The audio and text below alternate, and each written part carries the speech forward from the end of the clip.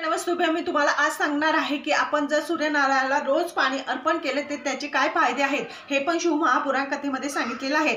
जर आपण ज्या वेळेस सूर्यनारायणाला पाणी अर्पण करतो त्यावेळेस आपल्या घरात सुख शांती येते, भरभराटी होते, कामामध्ये प्रगती होते आणि जे डोळ्याचे विकार आहेत ते पण बरे होतात। अटॅक सारखा आजार होत नाही।